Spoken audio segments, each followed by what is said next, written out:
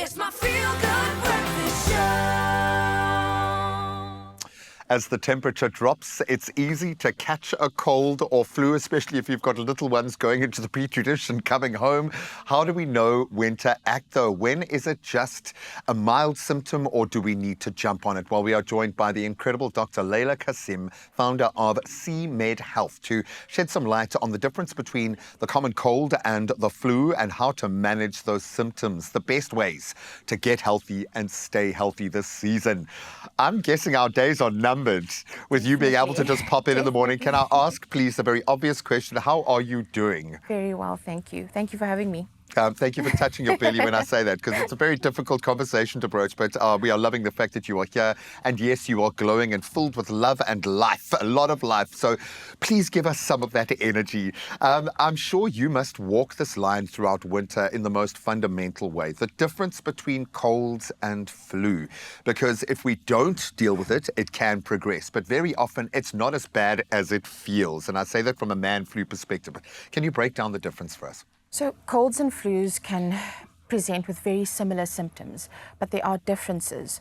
So with a cold, generally, it's a gradual onset of symptoms, and with a flu, it's more severe head-on, severe myalgia, severe body aches and pains, and then more prolonged symptoms. And then another difference is that colds are usually caused by viruses like the rhinovirus versus a flu, which is caused by influenza A or B.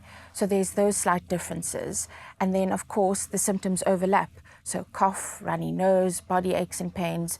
But just know that if you feel like you've been hit by a bus, it's the flu. It's the flu. So yeah, I think I'm suffering from the flu right now. And we joke about man flu, but I think it hits certain buttons that honestly at times you are questioning whether you're going to make it through the day or not. So take nothing away from everyone who's experiencing that right now. We have learned how to deal with things like this. We have masks. We know about ventilated spaces. Is that enough? Can we prevent getting sick? How do we fortify ourselves? So I mean, in our everyday lives, we are exposed to so many people. So there's simple things that you can do. So hand washing, thorough hand washing, making sure that you don't touch your face or your nose, and then of course wearing a mask. And then one of the most important things is boosting your own immune system. But those little things can prevent you from developing a cold or flu. The tipping point, I always use it, and you don't know how compromised your immune system or under duress it might be. All it will take is that last little cough in an elevator or something like that. Can I ask you a rather silly question this far after COVID, but wearing of the mask, it's not just about obviously what we are inhaling, because you are kind of keeping breath close to your mouth there, which is counterintuitive, but it's more about what you are expelling and how you can protect others. So if you are sick, wearing a mask can be a good thing. Definitely. So you're preventing those respiratory droplets from exposing others, and then if you are wearing a mask in a crowded space or a confined space, you're protecting yourself as well. So it works both ways. Go and dust out the material mask. I don't want no paper mask today. I want to see a COVID material mask out there today. No, I can joke, but we know it can feel awful, and most of us can't take 2 weeks off to recover. How long should we take to recover from colds and from flu? What is the life cycle? So that's also quite important. Every patient presents differently and everyone's immune system is so different. But generally with a cold, symptoms are more mild. So between 5 to 7 days you should have been recovered, versus a flu where symptoms are more severe. It does take around 1 to 2 weeks to recover. But of course you can't go leave work for 2 weeks. So you'll just have to gauge how you feel, but essentially about 1 week or so. Sorry, I don't know, we're drifting into pediatrics a little bit here, but maybe it speaks to all kind of communicable spaces like that. Excuse me, he says with a cough. When's the danger zone for spreading? When do we know, okay, I need to take my kid out of school? No, I must avoid going into the studio environment to protect my colleagues.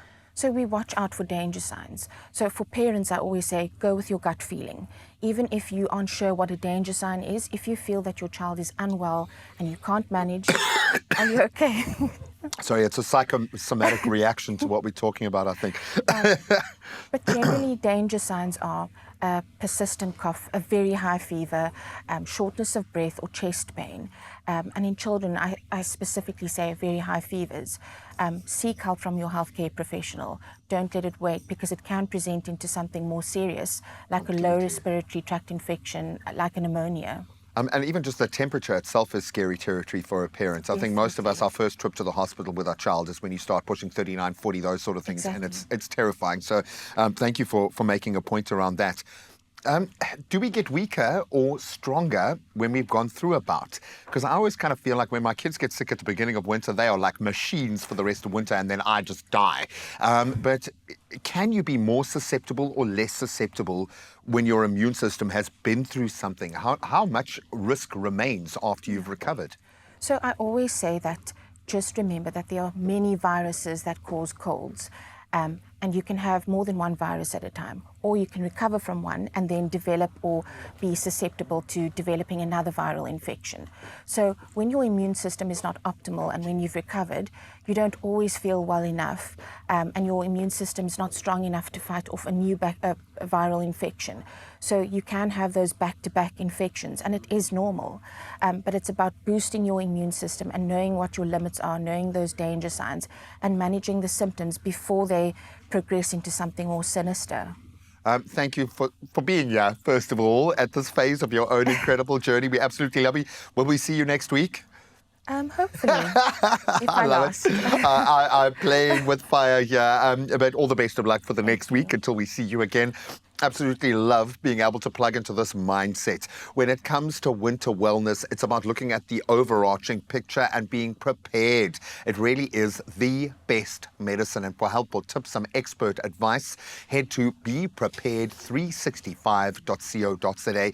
And while you're at it, chat to your local pharmacist about putting together your ADCOCK INGRAM Winter Survival Pack. There are some great go-tos that you can lean on. A seasonal sidekick, if you can call it that, packed with essentials to help you feel better, faster, and let your body do what it needs to do.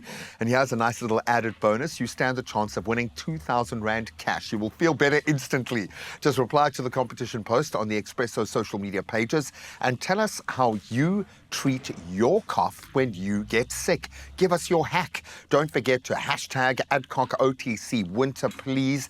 And those entries close this coming Sundays. It's 2,000 Rand cash. And I think a lot of people are going to be hunting that one down. You can find the T's and C's at expressoshow.com. Good luck. And thank you, Doctor.